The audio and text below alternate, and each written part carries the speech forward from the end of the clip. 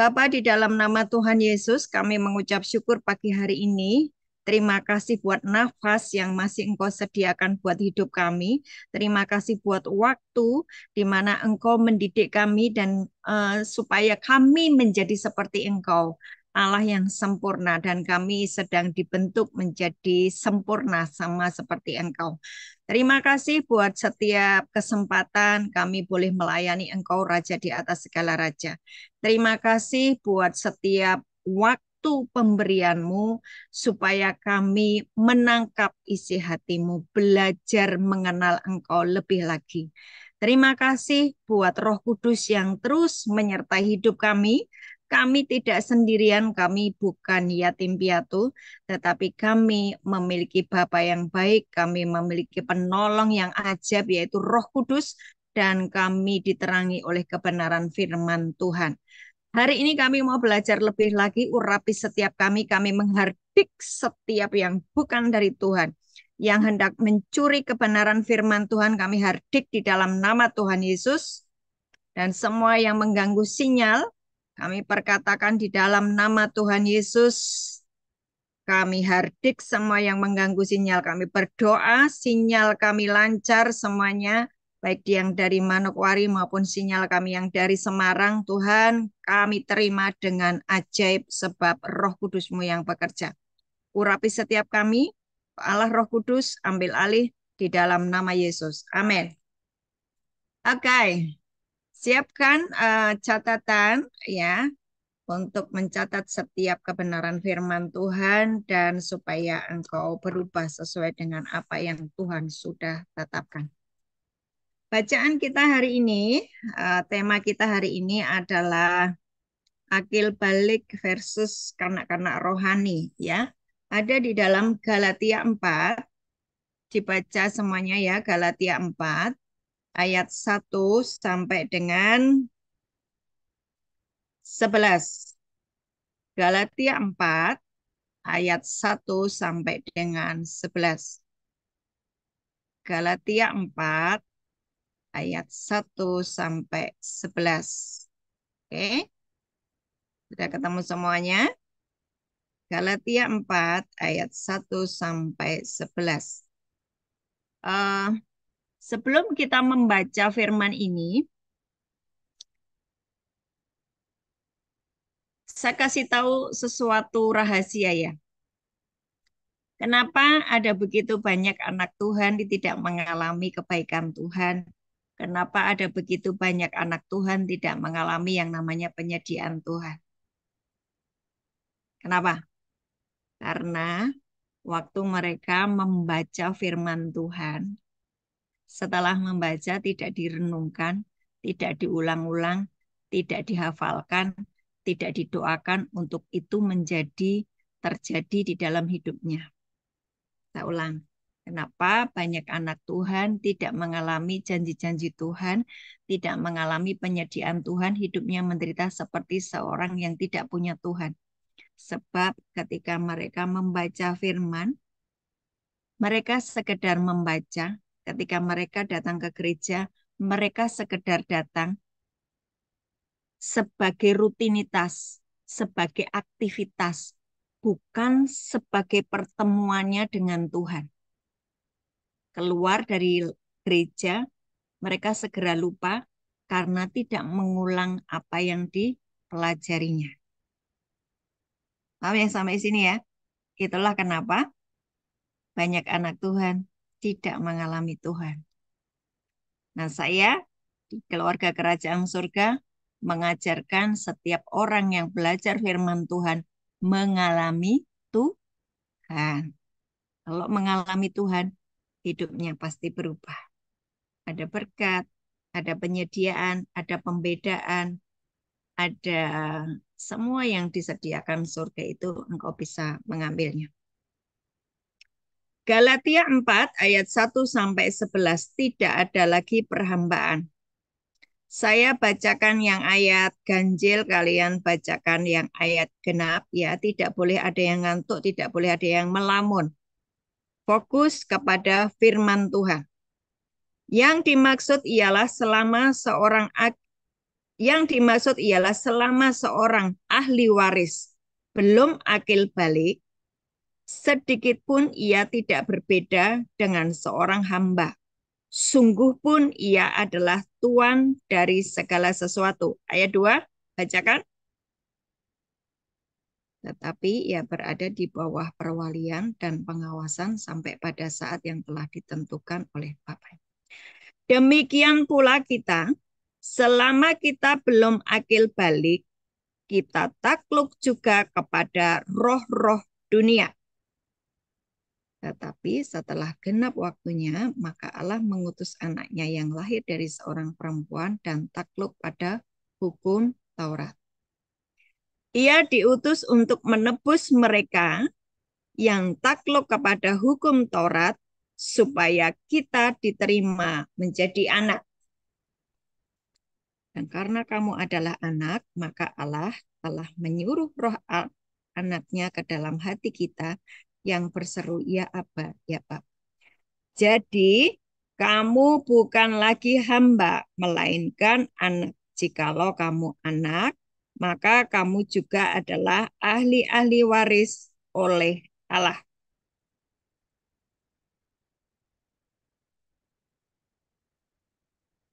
Ya.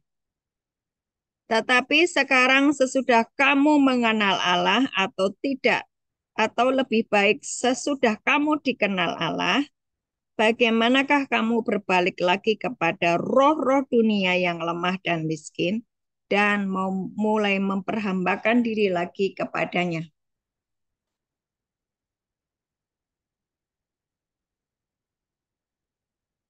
Aku khawatir kalau susah payahku untuk kamu telah sia-sia.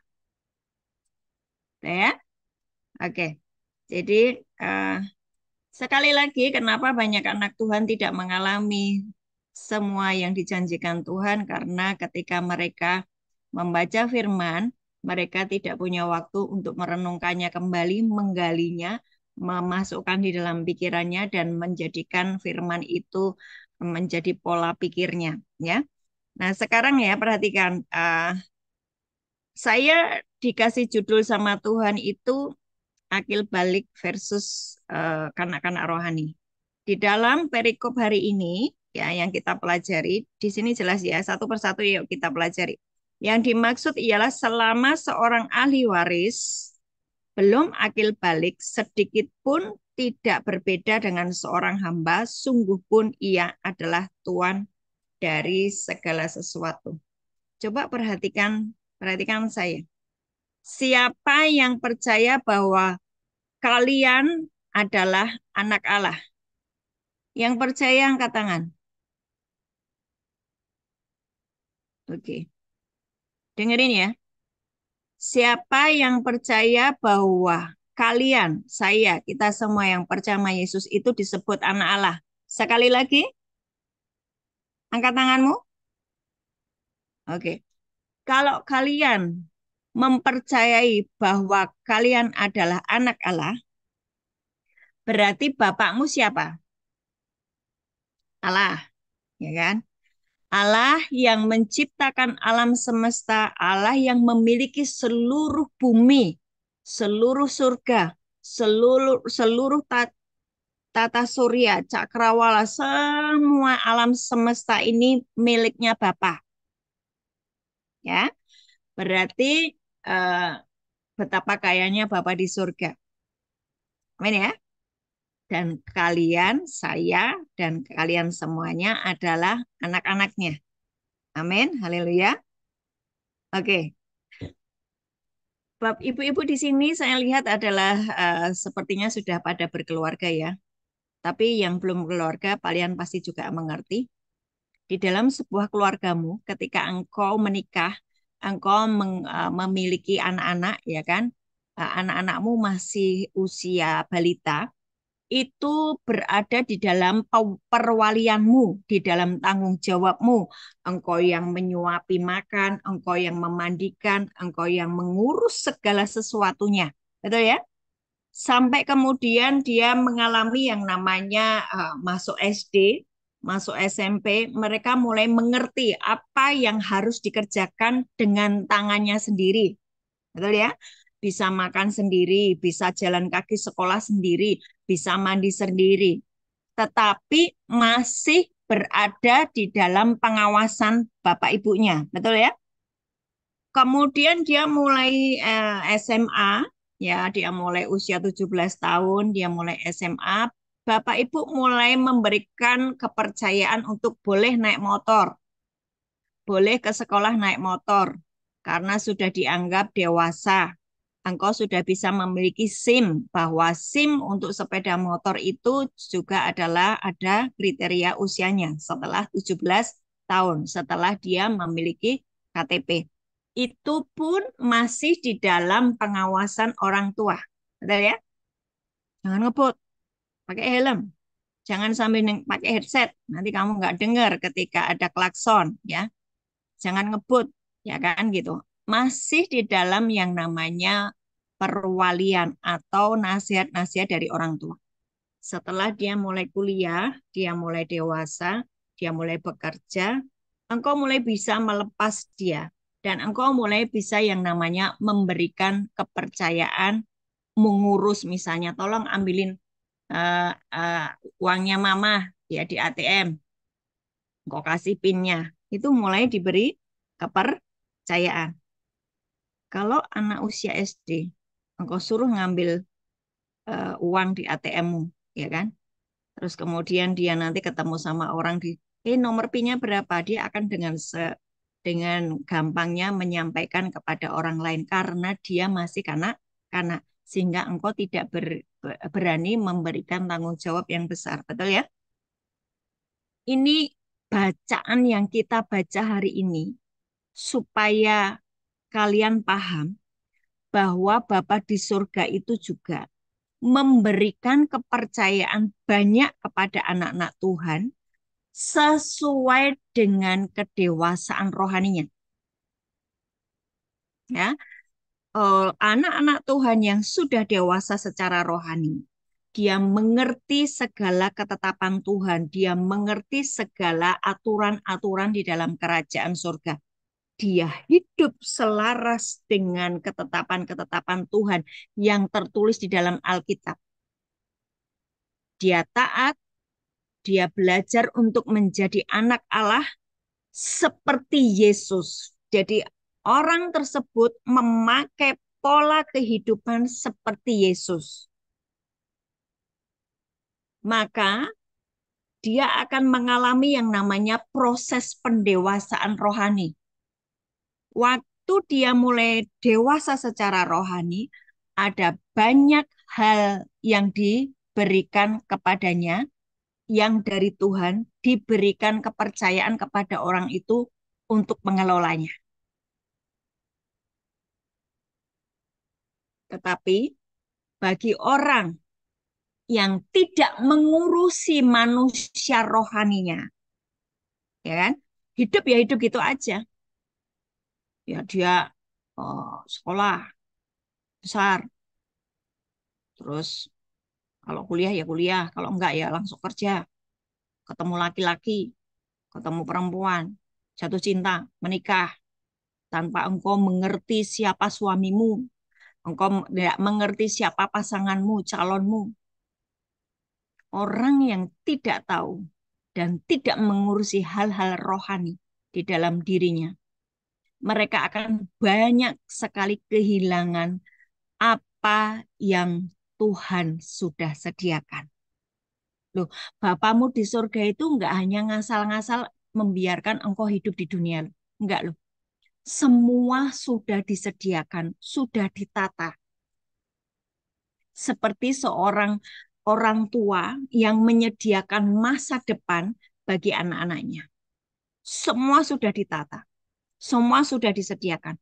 Seorang orang tua yang bertanggung jawab terhadap anak-anaknya, dia menyediakan segala sesuatu untuk masa depan anaknya. Hidupnya bukan hanya untuk dirinya sendiri, bertengkar terus, suami istri bertengkar terus, tanpa memikirkan hati anak-anaknya. Enggak. Orang tua yang dewasa secara rohani, dia memikirkan generasi di bawahnya. Dia memikirkan anak-anaknya bagaimana mereka bertumbuh di dalam keluarga yang sehat, memiliki mental yang sehat, memiliki kecerdasan, memiliki tanggung jawab, ya. Dia memikirkan itu. Dan dia tidak hanya menyekolahkan anak-anak itu, tetapi juga yang namanya menyediakan kebutuhan sehari-hari atas anaknya. Sehingga anak tidak perlu bergumul untuk makan sehari-hari. Dia tahu bahwa bapak ibunya menyediakan makan di meja makan. Betul nggak? Betul nggak? Yang setuju katakan amin. Kasih jempol. Artinya bahwa kalian nggak ngalamun dan masih bisa mengikuti saya, ya. Itu adalah orang tua secara jasmani yang ada di bumi ini. Bapak ibu kita yang terbatas. Betapa Bapa di surga sudah menyediakan semuanya. Tapi kenapa banyak anak Tuhan tidak mengalami kehidupan yang sudah disediakan oleh Bapa di surga? Mereka hidupnya begitu kacau, mereka begitu miskin, mereka sakit tidak sembuh, mereka hidup di dalam kutuk dan kesialan yang bertubi-tubi. Kenapa? Karena mereka masih di dalam perbudakan, masih belum dewasa rohani. Kalau di dalam kitab Galatia 4 tadi dibilang bahwa masih dimiliki oleh roh yang lain. Padahal Bapa di surga sudah mengatakan, coba dibaca di Yohanes 1 ayat 12. Yohanes 1 ayat 12. Ya, Yohanes 1 ayat 12. Tetapi semua orang yang menerimanya, kalau engkau baca dari ayat 1, itu menerimanya, menerima firman. Menerima firman, firman itu adalah Allah sendiri. Yohanes 1 ayat 1. Menerima firman, menerima itu artinya kamu percaya. Kamu satu pikiran dengan firman. Kamu ketika membaca firman berkata, yes, amin, aku percaya. Itu berarti engkau menerimanya. Kalau engkau tidak menerimanya, engkau hanya membacanya dan itu sambil lalu. Engkau tidak memasukkan di dalam pikiranmu menjadi sebuah iman, menjadi sebuah landasan kepercayaan. Engkau mengabaikan setiap apa yang ditulis di dalam Alkitab, maka sebetulnya engkau tidak menerimanya. Ulang, perhatikan saya. Tetapi semua orang yang menerimanya diberinya kuasa untuk menjadi anak-anak Allah, yaitu mereka yang percaya di dalam namanya. Ketika kita mengatakan kita menerima, kita percaya, menerima firman, kita percaya, menjadikan firman itu menjadi landasan pikir kita, menjadikan firman itu iman kita. Apa yang kita percaya itu adalah dasarnya adalah firman. Maka kita menerimanya. Tapi ketika kamu membaca firman dan kamu mengabaikannya, tidak memasukkan firman itu di dalam pikiranmu, tidak memasukkan pikiran firman itu di dalam menjadi pola pikirmu, menjadi dasar keyakinanmu, maka sebetulnya engkau tidak menerimanya dan sebetulnya engkau tidak mempercayai. Dan engkau lebih mempercayai roh-roh yang lain, mempercayai apa kata dunia. Itulah kenapa banyak orang percaya Yesus, agamanya Kristen, agamanya Katolik. Berarti percaya Yesus toh. Dibilang dia menerima Yesus toh. Maka disebut anak Allah toh. Tapi mereka tidak mengalami semua berkat-berkat atau penyediaan dari Allah. Karena sesungguhnya mereka tidak percaya. Lang, Yohanes 1 ayat 12. Semua orang yang menerimanya, menerima firman, sepakat dengan firman. Ya, yes, amin atas firman ini. Ya kan?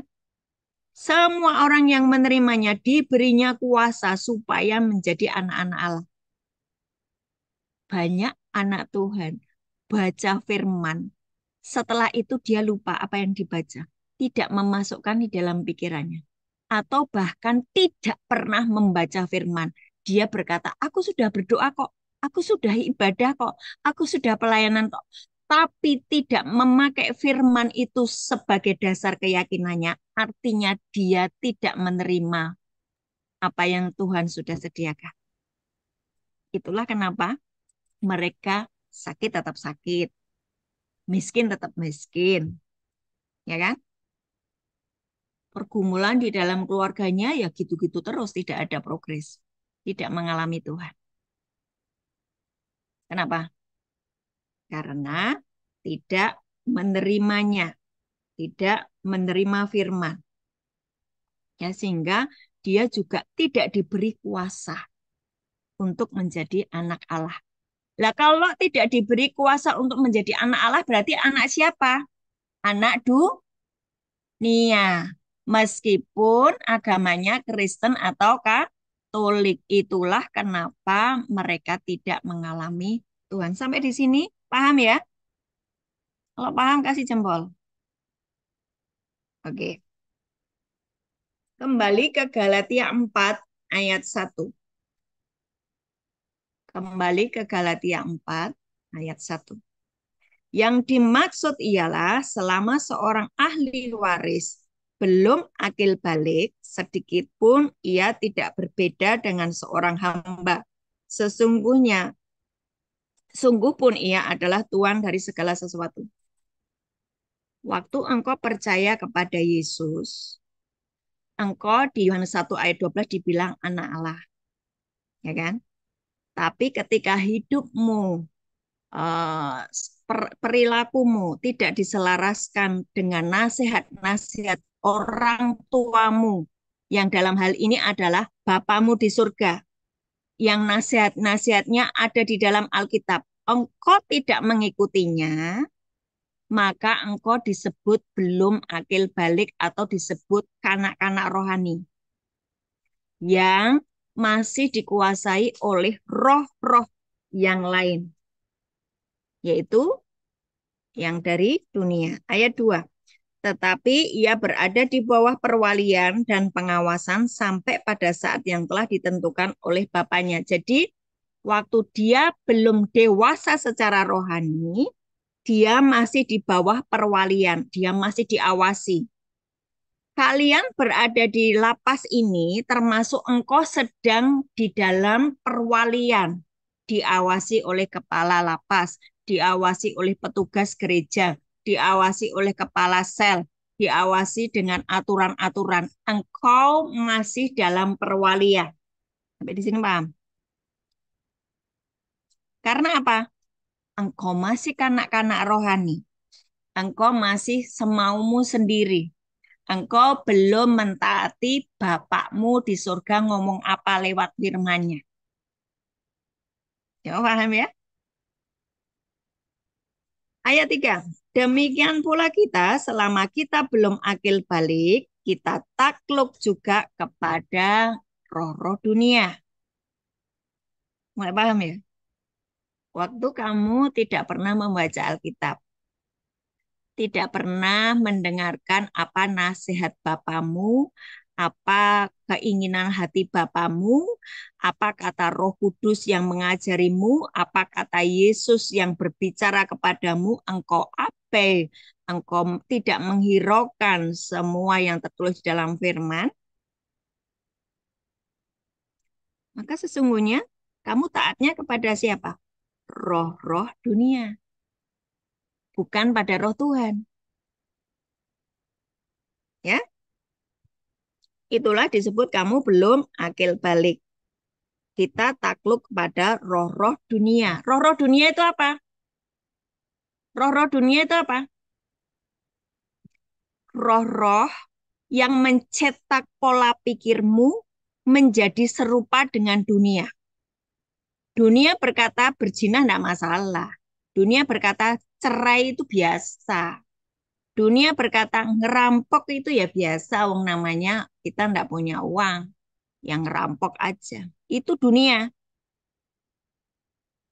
Dunia berkata, namanya aku disakiti, mana mana mungkin aku tidak membalas. Itu dunia berkata begitu.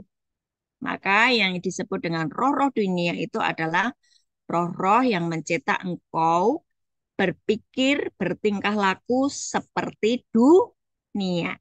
Engkau menolak roh yang dari Tuhan. Engkau menolak firman. Nah, firman itu sebetulnya adalah roh yang dari Tuhan. Firman. Dari mana saya tahu itu? Dari Yohanes 6 ayat 63. Yohanes 6 ayat 63 itu berkata begini. Yohanes 6 ayat 63. Rohlah yang memberi hidup, daging sama sekali tidak berguna. Perkataan-perkataan yang kukatakan kepadamu adalah roh dan hidup.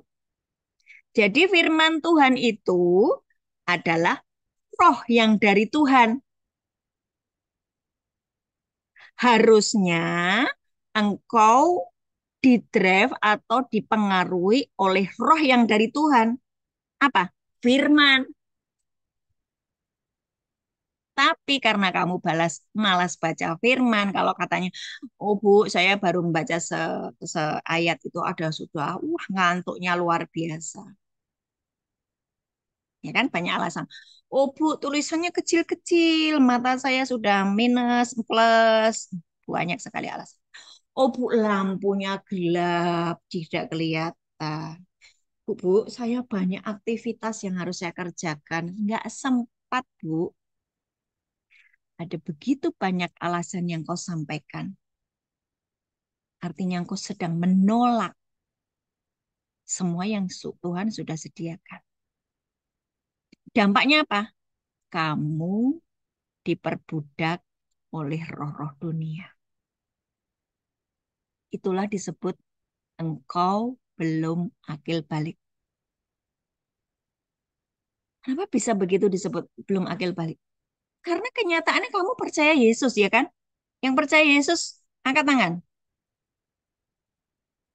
Yang percaya Yesus, angkat tangan. Loh, kalau kamu percaya Yesus, kamu disebut anak Allah.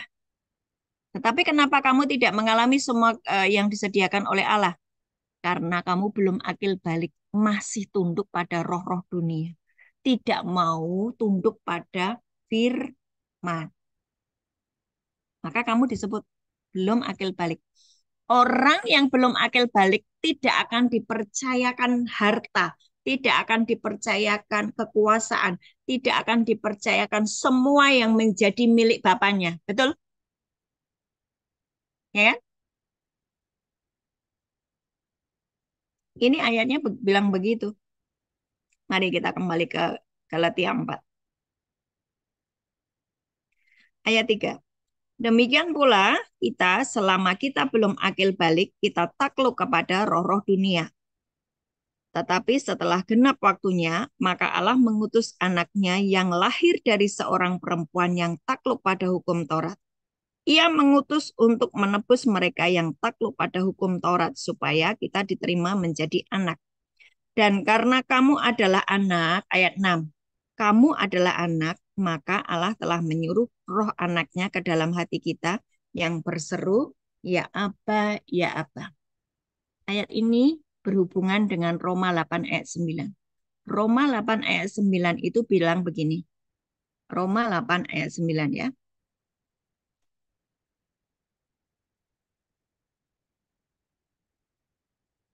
Tetapi kamu tidak hidup di dalam daging.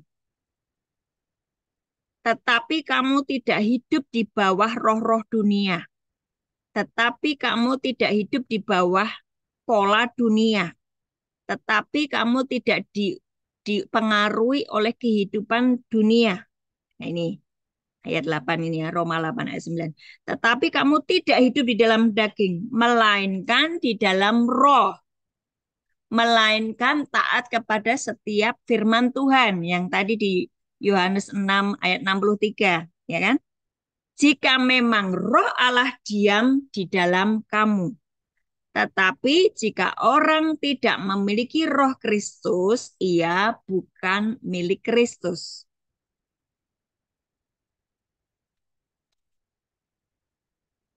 Seseorang yang di dalamnya ada Roh Kristus, maka dia perilakunya seperti Kristus. Yang percaya katakan amin. Kasih jempol. Seseorang yang di dalamnya dipenuhi oleh Roh Kristus, ia akan berperilaku seperti Kristus. Dia akan taat kepada Bapa, bangun pagi nyari Bapaknya, berdoa. Dia akan hidupnya selaras dengan ketetapan-ketetapan hukum-hukum kerajaan surga. Dia akan memberitakan firman. Walaupun dia bukan seorang hamba Tuhan, mungkin dia seorang pekerja di kantor, tetapi ketika Roh Kristus itu diam di dalam dirinya, orang-orang kantor akan melihat dia seperti Kristus. Tidak pernah marah, maksudnya enggak sebentar-sebentar marah, emosi, tidak baperan, ya. Mengampuni. Dia punya hati yang sangat besar luas, tidak mudah tersinggung. Dia memiliki perilaku yang bersih, tangannya bersih, tidak korupsi. Dia tidak menginginkan suami orang lain, artinya dia tidak menginginkan hidupnya dalam perzinahan. Karena Roh Kristus itu diam di dalam dirinya. Waktu Roh Kristus itu diam di dalam dirinya, maka perilakunya akan seperti Kristus. Itu orang-orang yang disebut dewasa secara rohani. Bagaimana dengan orang-orang yang masih kanak-kanak rohani?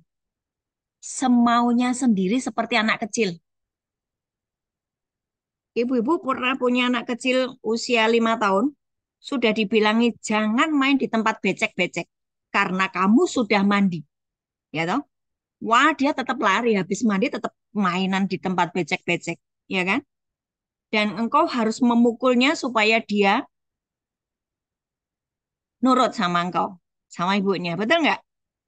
Dipukul, kemudian dihukum, nggak boleh main mulai hari ini sampai seminggu, sampai engkau tahu bahwa kalau sudah mandi itu ya jangan main di lumpur, supaya engkau bisa melakukan aktivitas selanjutnya. Engkau sudah mandi sore, ya engkau harus sudah bersih, engkau sudah mulai siap belajar, atau engkau siap dengan aktivitas selanjutnya, mungkin kau selesaikan PR-mu, engkau selesaikan tugas-tugas di sekolah, gitu kan ya.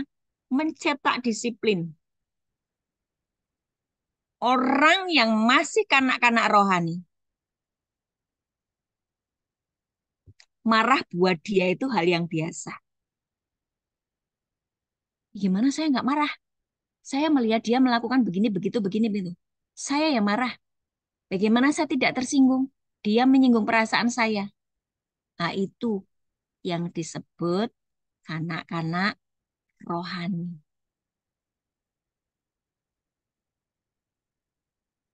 Semaunya sendiri. Tidak mau hidup dituntun oleh kebenaran firman Tuhan. Ya kan? Firman Tuhan di Amsal 4 ayat 23 ngomong gini. Apa yang kamu pikirkan itu mempengaruhi kehidupan. Jagalah hatimu dengan segala kewaspadaan, karena dari situ terpencar kehidupan.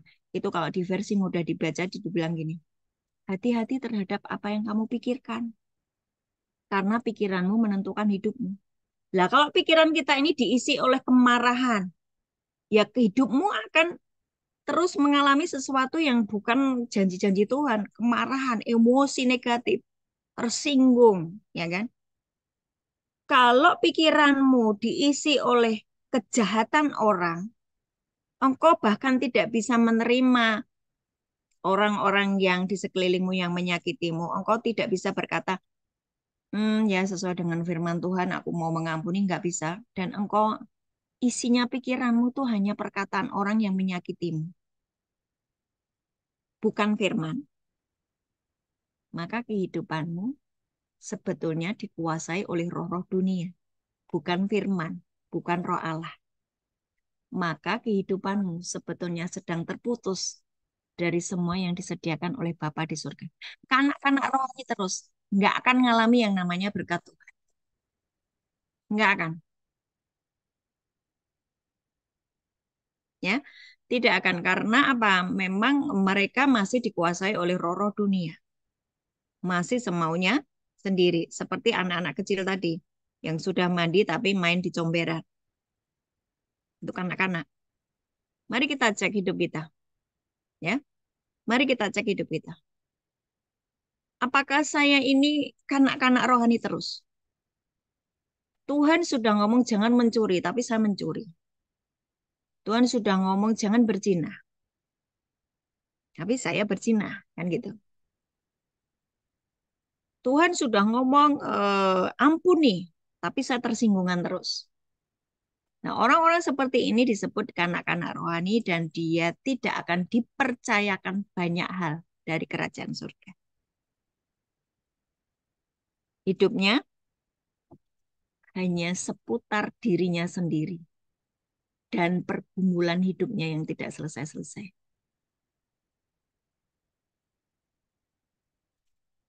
Sementara firman Tuhan berkata, ketika Yesus mau naik ke surga, ada sebuah amanat yang itu harus kita kerjakan. Loh, nanti kalau kita itu menghadap Tuhan ya, engkau meninggal ya, kita semua meninggal. Kan roh kita akan kembali kepada pencipta kita. Dan kita akan ditanyain, kamu percaya sama Yesus? Kamu sudah mengerjakan belum amanat Kristus? Jadikan semua bangsa murid. Beritakan Injil ke seluruh dunia. Itu nanti akan ditanya. Waktu hidupmu hanya untuk dirimu sendiri. Dipenuhi dengan kemarahan, emosi negatif. Dipenuhi dengan ikatan-ikatan dunia, berzina terus, mencuri terus, marah-marah terus, ngomel-ngomel terus. Tidak mau dirubah seperti firman Tuhan, tidak mau ditunduk pada roh Tuhan. Artinya dia kanak-kanak rohani, belum akil balik. Hidupnya sangat menderita.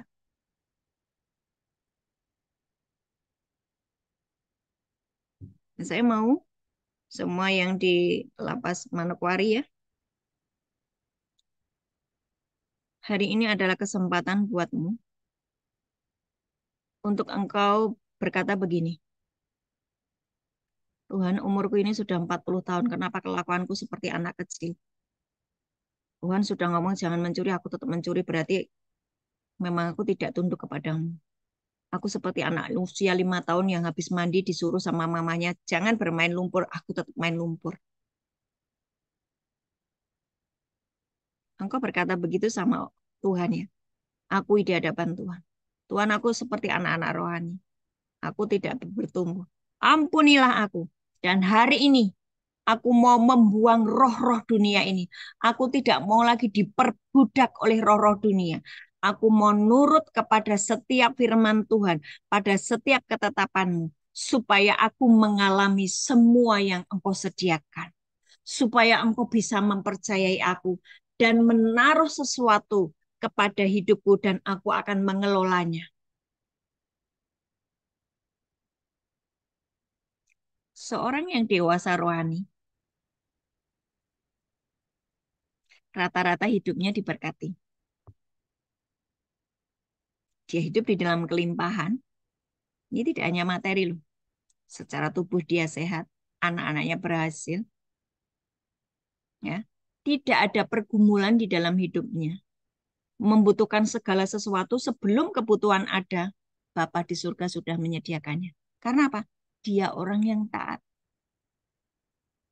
Orang yang taat artinya dia mengalami yang nama kedewasaan rohani, tinggal di dalam dunianya Tuhan.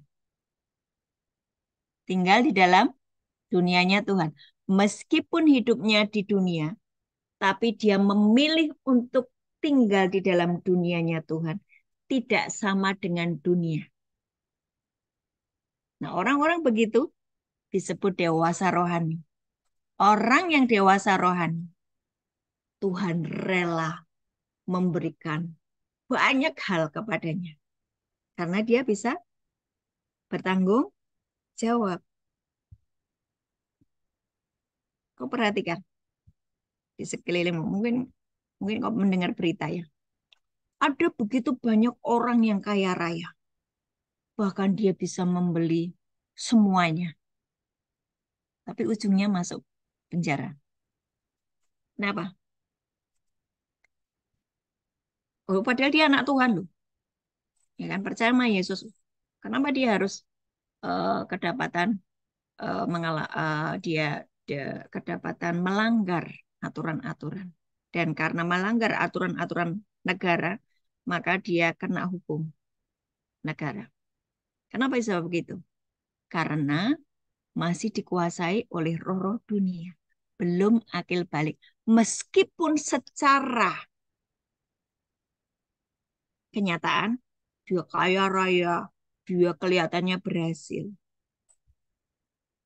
Tapi sebetulnya dia belum bisa dipercaya banyak hal oleh Tuhan.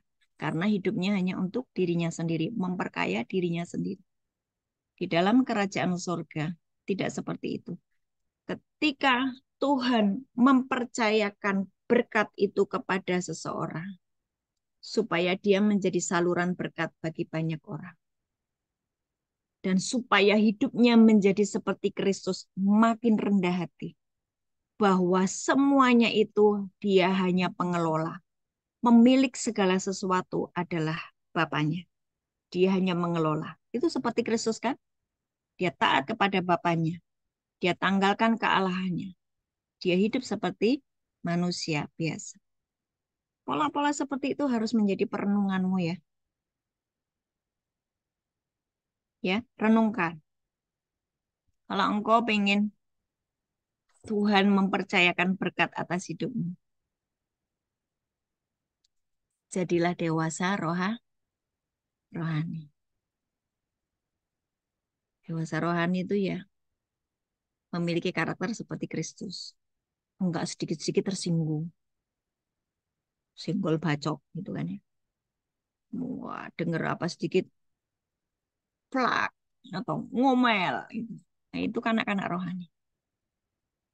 Selama engkau masih kanak-kanak rohani, selama engkau masih tersinggungan, selama engkau masih baperan, masih sakit hati, Tuhan tidak akan pernah mempercayakan sesuatu kepadamu sampai engkau memutuskan untuk menjadi dewasa secara rohani dan mengizinkan roh Tuhan yang menguasai hidupmu. Maka baru engkau akan dipercayakan banyak hal yang memang sudah Tuhan sediakan atas hidupmu. Sampai di sini paham? Paham ya? Jadi saya ulang. Kenapa banyak anak Tuhan tidak mengalami Tuhan? Sakit tetap sakit. Udah doa, doa, doa, doa, tetap sakit. Tidak mengalami kesembuhan. Kenapa? Karena sesungguhnya dia tidak mempercayai firman. Dia tidak memakai firman ini menjadi pola pikirnya. Dia memang membaca firman. Tetapi setelah membaca firman, dia melupakannya. Artinya tidak menerimanya. Ya kan? Tadi Yohanes 1 ayat 12. Semua orang yang menerimanya diberinya kuasa untuk menjadi anak-anak Allah. Kuasa menjadi anak-anak Allah artinya dia dipercayakan banyak hal. Kekayaan, kelimpahan, kesehatan, powerful. Dia menjadi pengaruh bagi banyak orang. Dia bisa berfungsi sebagai terang dan garam.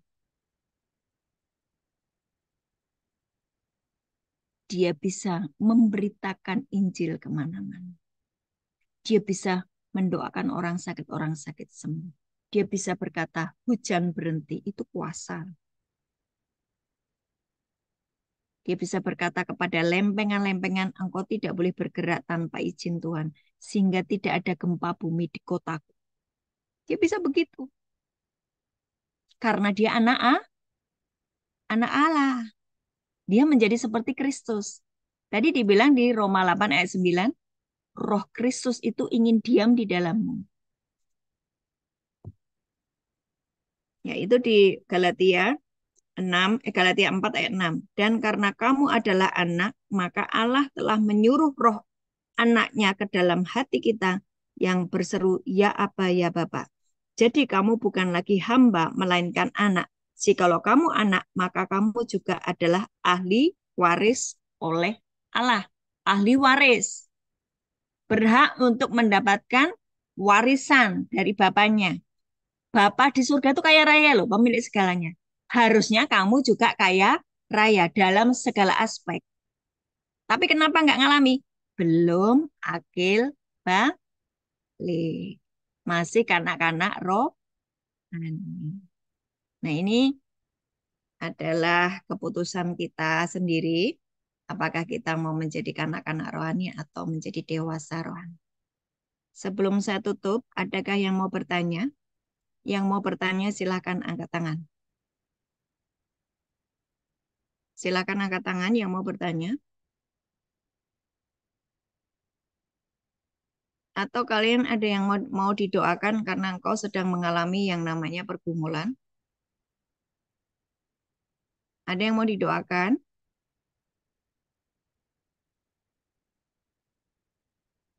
Yang mau didoakan silakan maju ke depan. Ya.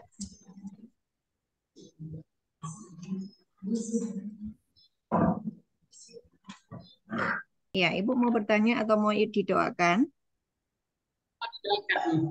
Kaki lutut kiri saya. Lutut kirinya kenapa? Sakit. Nyeri sendi atau rematik atau apa? Atau luka? Nyeri Nyeri. sendi. Oke. Ya.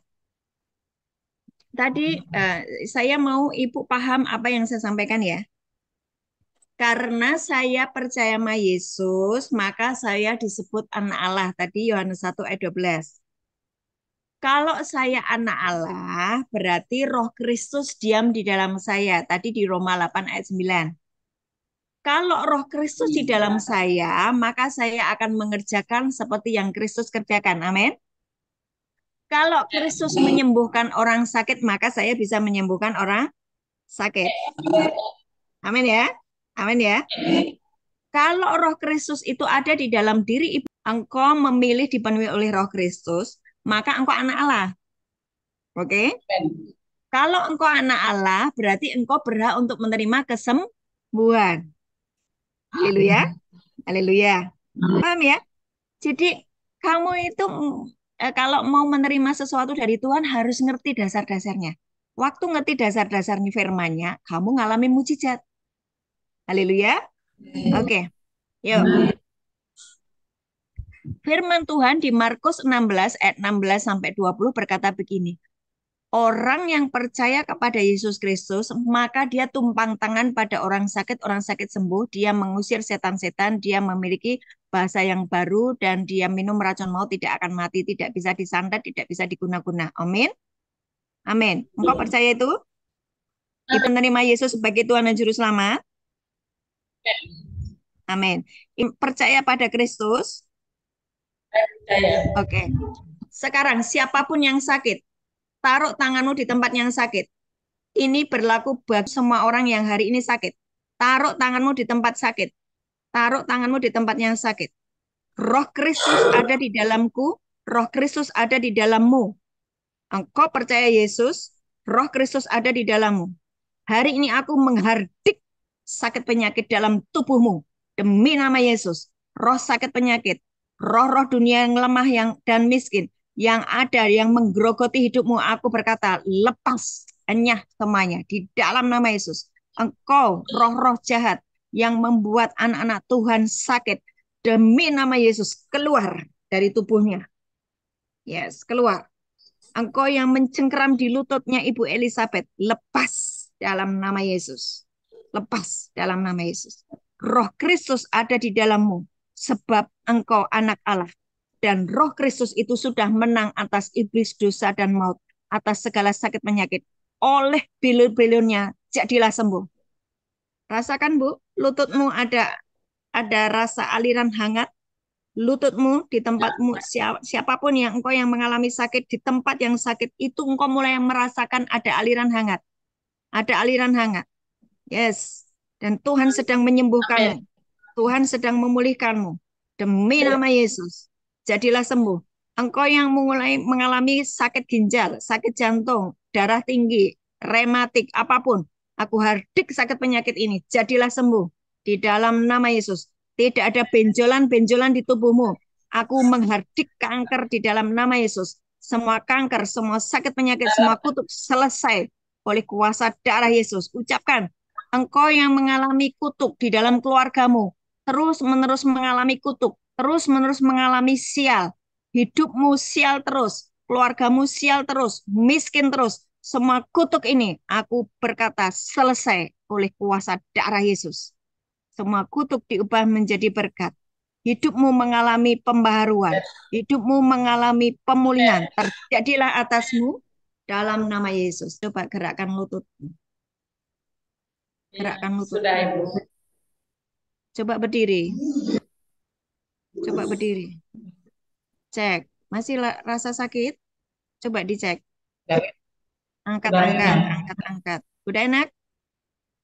Iya, sudah. Udah enak. Ya. Apa yang kau pelajari hari ini?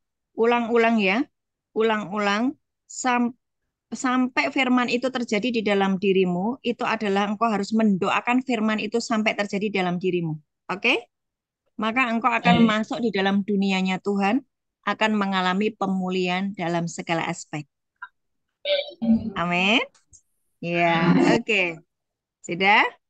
Ada lagi yang mau bertanya atau mau didoakan? Ya, silakan.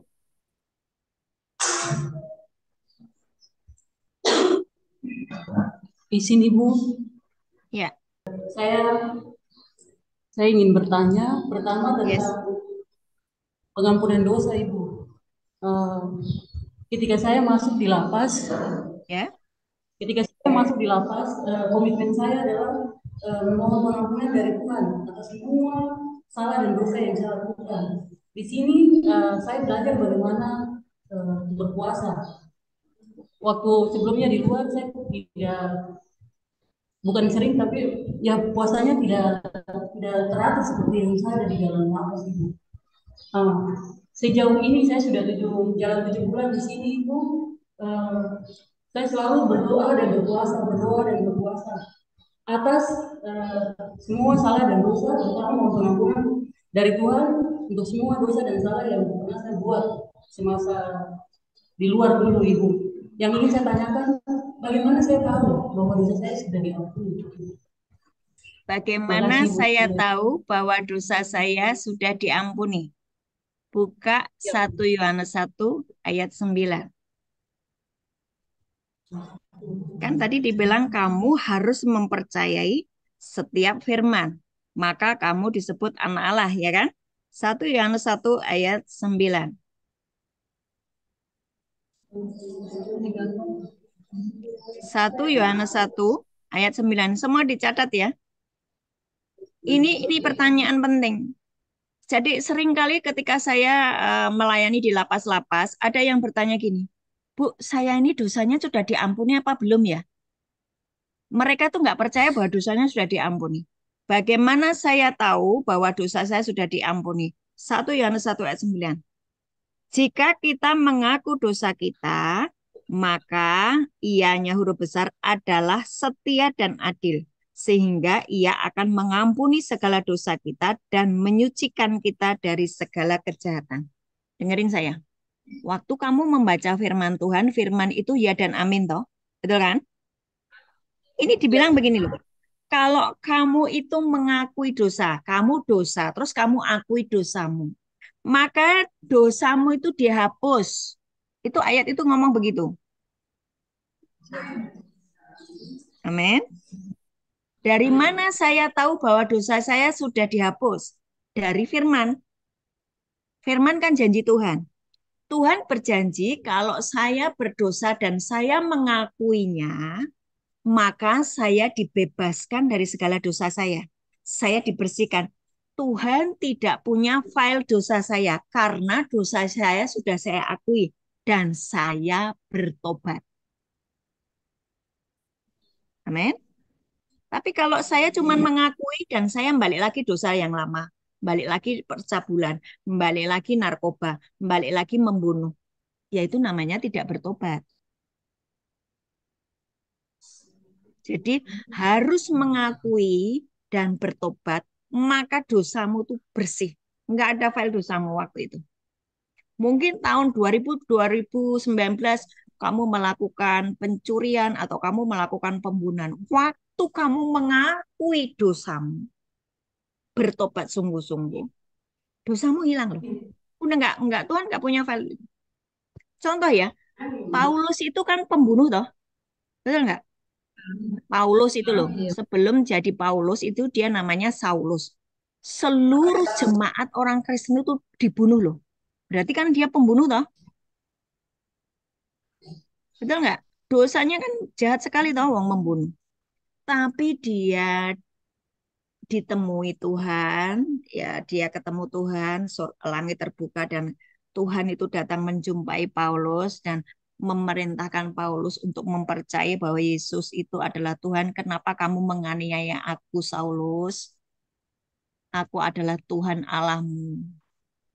Nah, dia bertobat sungguh-sungguh dan menjadi rasul terbesar sampai hari ini. Betul nggak? Nah, itu kan sama tau dengan ibu. Sama kan? Waktu kamu mengakui dosamu, kamu bertobat, kamu akan menjadi seperti Paulus. Haleluya. Percaya? Amin. Ibu sudah bersih. Waktu ibu sudah mengakui, ya. Dan Yesaya 59 nanti dipelajari sendiri ya. Yang menjadi penghambat antara kamu dengan Tuhan Allahmu adalah segala dosamu. Yesaya 59. Tapi ketika dosamu sudah kamu akui dan kamu bertobat, kamu terhubung kembali dengan Tuhan. Dan Tuhan sudah tidak punya file dosamu. Enggak ada.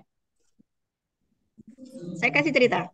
Suatu hari ada seorang anak Tuhan, rohnya dibawa ke surga untuk melihat keadaan surga. Waktu malaikat itu mengajak dia melihat-lihat, hamba Tuhan itu berkata, malaikat kasih lihat saya file ketika Daud berbuat jinah dengan Batseba. Ya kan? Malaikatnya bingung. Hah? Yang mana ya? Lu di Alkitabku ada di dunia. Itu waktu kejadian Daud berbuat jinah, membunuh Uria dan mengambil Batseba sebagai istrinya. Oh, terus malaikatnya bilang gini, oh file itu sudah nggak ada di surga karena Daud sudah bertobat dan minta ampun. Amin. Tuhan itu setia dengan firman-Nya. Kalau dibilang, kalau kamu mengakui dosamu, Ia adalah Allah yang setia dan adil. Ia akan mengampuni segala dosamu, menyucikan kamu seperti kertas putih. You tidak punya file dosa. Oke? Haleluya. Betapa cintanya Tuhan kepadamu. Oke, aku berdoa untuk ibu dan siapapun engkau yang masih dituduh oleh hati nuranimu yang berkata engkau pendosa, engkau tidak layak. Hati nuranimu menuduhmu, tetapi roh Tuhan lebih besar daripada hati nuranimu. Roh Tuhan membebaskanmu dari segala hati nuranimu yang menuduhmu. Di dalam nama Yesus hari ini, dosa pelanggaranmu sudah diampuni ketika engkau mengakui dan bertobat. Engkau suci, kudus, bersih, sebab darah Yesus itu sudah mengampunimu, membebaskanmu dari semua dosa dan pelanggaran. Dan Bapa di surga sudah tidak punya file atas dosamu sebab engkau sudah mengakuinya. Dalam nama Yesus. Dalam nama Yesus. Amin. Terima kasih, Bu. Ya. Ada lagi yang mau bertanya? Ada lagi yang mau bertanya? Kalau tidak ada, kita tutup dengan doa berkat ya. Masih ada? Oh ya, satu lagi, silakan. Satu lagi, silakan.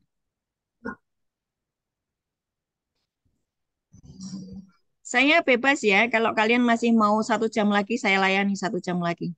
Tapi kan saya nggak tahu acaramu ya. Nah, silakan. Saya mau bertanya di firman Tuhan yang tadi di Galatia 4 ayatnya yang ke-9. Tetapi sekarang sesudah kamu mengenal Allah, atau lebih baik sesudah kamu dikenal Allah, bagaimanakah kamu berbalik lagi kepada roh-roh dunia yang lemah dan miskin dan mau mulai memperhambakan diri lagi kepadanya.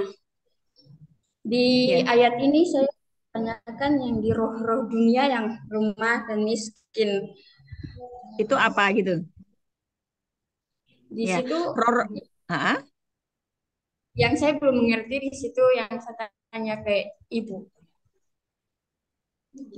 Yang maksudnya kamu bertanya roh-roh dunia yang lemah dan miskin itu apa gitu ya? yang seperti kita di dalam sini Bu, kayak sudah mengenal, kita sudah kayak mau mengenal Tuhan, tapi pas kayak keluar lagi kita digoda gitu, digoda sama kayak godaan teman-teman. Itu di firman Tuhan ini yang dikenal dalam saya punya hati untuk bertanya ke ibu. Belum paham. Oke, gini, gini. Kenapa kita sudah percaya kepada Yesus, tapi ketika kita kembali bergabung dengan teman-teman yang tidak kenal Tuhan, kita jadi seperti mereka lagi. Betul kan? Betul ya? Kamu jatuh bangun terus di dalam dosa, padahal hati nuranimu kepengen kamu itu bertobat. Betul kan? Bagaimana kamu supaya hanya dikuasai oleh roh Tuhan saja? Yehezkiel 36 ayat 26 menjadi doamu. Jadi bagaimana supaya kamu mengalami firman?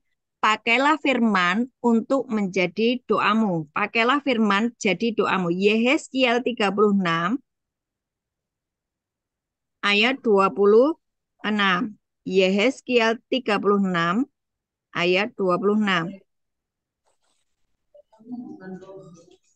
Ya, kamu akan kuberikan apa? Hati yang baru dan roh yang baru di dalam batinmu. Itu dikasih hati yang baru dan roh yang baru. Roh dan hati. Betul nggak? Tadi waktu kamu masih jatuh bangun di dalam dosa, kamu dipenuhi dengan roh-roh dunia.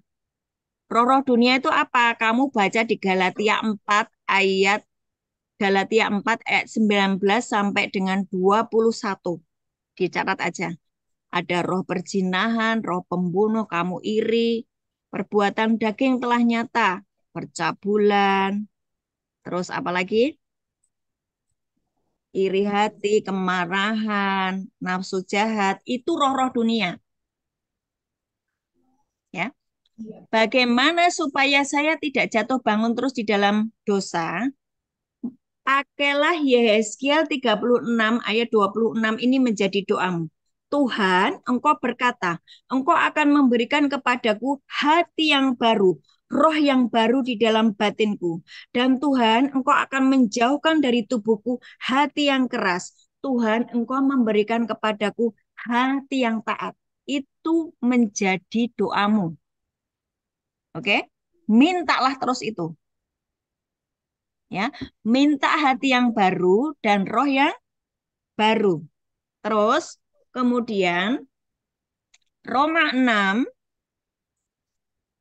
ayat 11 menjadi cara pandangmu. Roma 6 ayat 11.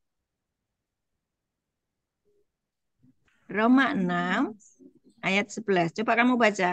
Ayat 11, Roma 6 ayat 11. Ayat 11. Demikianlah hendaknya kamu memandangnya, bahwa kamu telah mati bagi dosa, tetapi kamu hidup bagi Allah dalam Kristus Yesus. Nah, Amin. ini ayat ini ngomong gini, Roma 6 ayat 11. Perhatikan semuanya ya. Demikianlah hendaknya kamu memandangnya, cara pandangmu, pola pikirmu, caramu hidup, bahwa kamu telah mati bagi dosa dan hidup bagi Allah dalam Kristus Yesus. Ketika temanmu mengajak kamu berdosa, firman ini harus muncul. Makanya saya selalu mengajarkan kamu hafalkan firman. download firman dalam pikiranmu. Waktu temanmu mau mengajak kamu di dalam dosa, Roma 6 ayat 11 muncul. Demikianlah hendaknya cara pandangku bahwa aku sudah mati bagi dosa. No way, aku tidak mau menyentuh dosa lagi. Itu adalah cara pandangku yang baru. Haleluya. Jadi kamu memakai firman menjadi pedang untuk menghujam-hujam iblis yang hendak menghancurkan kamu jatuh di dalam dosa lagi. Pakailah firman itu muncul di mulutmu. Waktu temanmu ngajak-ngajak mau berdosa, tiba-tiba muncul. Demikianlah hendaknya aku memandangnya bahwa aku sudah mati bagi dosa. Itu Roma 6 ayat 11. Firman Tuhan berkata begitu. Aku milik Yesus. Aku bukan milik dunia lagi. Aku sudah mati bagi dosa. Itu cara pandangku. Nah begitu. Waktu ayat itu muncul di mulutmu, itu kamu seperti membawa pedang menghunus kepala iblis yang hendak menghancurkan hidupmu. Katanya pedang, firman Tuhan pedang yang tajam, betul nggak? Pedang roh toh, firman Tuhan itu. Pakai pedang itu. Ucapkan pedang itu. Ucapkan firman itu. Maka iblis akan ngacir. Nggak jadi, kamu nggak jadi berdosa. Karena tadi kamu sudah minta hati yang baru, roh yang baru. Engkau sudah minta hati yang taat. Kalau kamu minta yang baik, Tuhan mengabulkan enggak? Mengabulkan toh? Amin. Pasti ketika kamu minta Tuhan berikan aku hati yang baru, roh yang baru, pasti Tuhan kasih. Waktu kamu digoda, kamu punya pedang. Demikianlah hendaknya aku memandangnya. Aku sudah mati bagi dosa, hidup bagi Allah dalam Kristus. Caranya begitu. Mulai praktekkan ya. Hari ini ya. Firman yang kamu terima hari ini, mulai kamu praktekkan ketika temanmu di sel nanti yang tidak percaya sama Yesus mengajak kamu berbuat dosa lagi, munculkan Roma 6 ayat 11 dan Yeskiel 36 ayat 20. Pasti kamu akan berubah. Ketika kamu berubah sesuai firman Tuhan, kamu hidup di dalam dunianya Tuhan. Tidak perlu bergumul. Bu, bagaimana saya hidup di lapas ini? Uang serba sedikit, makanan serba sedikit. Waktu kamu masuk ke dunianya Tuhan, kamu tidak perlu bergumul. Tiba-tiba ada saja orang mengirimkan sesuatu kepadamu. Karena malaikat Tuhan diutus untuk mengirimkan sesuatu kepadamu. Haleluya. Pengen ngalami? Praktek ya. Ada lagi? Cukup jelas? Jelas, Ya, Bu. saya harap itu juga buat kalian semuanya jelas ya. Jadi tidak lagi jatuh bangun dalam dosa ya. Jangan jadi kanak-kanak rohani. Rugi. Nggak ngalami berkat tuh. Ada lagi? Aku berdoa dulu untuk kamu. Di dalam nama Tuhan Yesus, aku mencabut setiap roh-roh dunia yang lemah dan miskin atas hidupnya. Dan hari ini Tuhan berikan hati yang baru dan roh yang baru. Di dalam nama Tuhan Yesus, hati yang roh yang lembut, yang mudah diajar, mudah dibentuk oleh Tuhan sendiri. Ubah dia Tuhan menjadi senjata kebenaran-Mu. Ubah dia Tuhan menjadi alat-Mu Tuhan. Di dalam nama Yesus, roh Tuhan ada padamu. Engkau dipenuhi oleh roh ketaatan kepada Tuhan. Di dalam nama Yesus. Dan mulai hari ini, roh Kristus juga diam di dalammu. Engkau akan menjadi seperti Paulus yang dipakai sebagai alat Tuhan. Terjadilah atasmu dalam nama Yesus. Amin. Terima kasih, Bu. Ada lagi? Ada lagi? Sudah cukup? Sudah? Sudah cukup? Oke. Mari kita berdoa. Kalian diberkati hari ini ya. Kalian diberkati hari ini. Ya. Ya, setiap firman yang sudah engkau terima harus kau ulang-ulang, hafalkan. Masuklah ke dalam dunianya Tuhan supaya hidupmu berubah ya. Bapak, di dalam nama Tuhan Yesus, hari ini kami hamba-Mu sudah selesai dengan anak-anak-Mu di lapas perempuan Manokwari ini kami sudah selesai, tetapi roh-Mu terus bekerja atas anak-anak-Mu. Roh Kudus terus mencengkram atas kehidupan anak-anak-Mu di sini. Dan roh Tuhan memenuhi anak-anakmu di sini. Dan engkau memberikan kepada mereka hari ini hati yang baru, roh yang bersih. Buat mereka dewasa secara rohani Tuhan. Buat mereka mengalami janji-janji Tuhan. Buat mereka Tuhan mulai hari ini paradigmanya, cara berpikirnya dirubah bahwa mereka sudah mati atas dosa dan hidup bagi Allah di dalam Kristus dan siap menjadi ahli waris kerajaan, menerima semua yang sudah disediakan Bapa di surga atas hidup mereka di dalam nama Yesus. Angkat tanganmu terima berkat. Angkat tanganmu terima berkat. Tuhan Yesus Kristus memberkatimu dan melindungimu. Tuhan Yesus Kristus menyinari engkau dengan wajahnya dan memberi engkau kasih karunia. Tuhan Yesus Kristus menghadapkan wajahnya kepadamu dan memberi engkau damai sejahtera. Amin. Amin. Amin.